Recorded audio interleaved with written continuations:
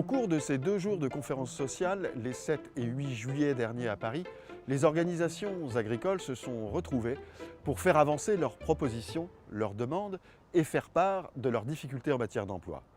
Coup de projecteur sur les revendications et les contraintes du monde agricole en matière d'emploi avec Luc Barbier, arboriculteur en Meurthe-et-Moselle, et Claude Cochonneau, président de la commission emploi de la FNSEA. L'arboriculture représente en termes de surface, il y a 21 hectares pour à peu près 140 hectares que représente l'exploitation. Mais en chiffre d'affaires, aujourd'hui l'arboriculture est plus importante que l'atelier céréales. Donc au niveau de mon entreprise, moi aujourd'hui j'ai un salarié à temps complet qui est mon second, qui fait à peu près tout ce que je sais faire. Voire même des fois un peu mieux sur le volet mécanique, donc voilà. Et pour le reste, donc sur la partie travaux d'hiver, taille principalement, je suis adhérent à un groupement d'employeurs avec plusieurs arboriculteurs du secteur, et donc où nous employons au minimum 3 équipes de taille, ce qui représente 15 personnes, et on peut monter dans les grosses années à 25 personnes embauchées dans ce groupement d'employeurs. Ce groupement d'employeurs, en même temps, on essaye de pérenniser les emplois, et donc ils travaillent en même temps pour la coopérative à laquelle je suis adhérent. Pour la partie récolte, on fait appel principalement à des saisonniers. Alors en termes d'équivalent temps plein, ça représente à peu près quoi sur une année? Sur une année, chez moi, en dehors du salarié qui est en CDI, il y a à peu près sur l'exploitation 6 équivalents temps plein.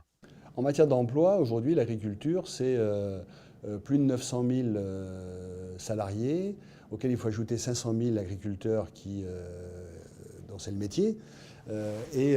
Si on y ajoute la première transformation et les services proches de l'agriculture, globalement, c'est 14% de l'emploi national aujourd'hui qui provient de l'agriculture et de sa transformation.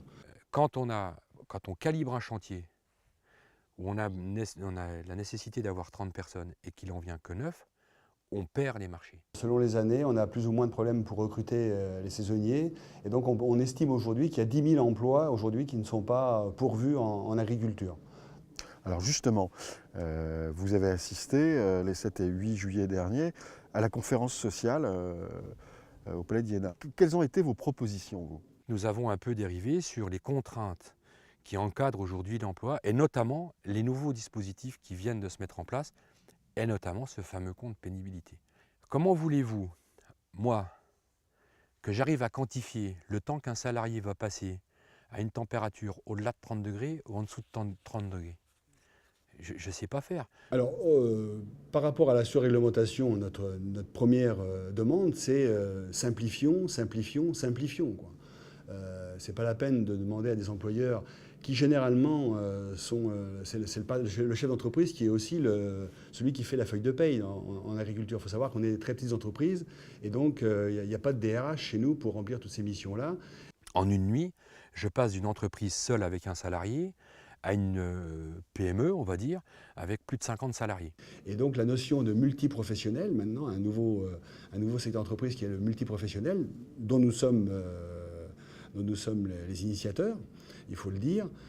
L'idée vient de la FNSEA, nous paraît intéressante. Il faut absolument tenir compte de ces petites entreprises parce qu'en fait, 30% de l'emploi aujourd'hui se passe dans le multiprofessionnel. Moi, depuis que le jour où je me suis installé, j'ai formé des apprentis sur mon entreprise. J'ai toujours eu des apprentis avec moi. Aujourd'hui, la contrainte administrative est telle, m'a fait arrêter.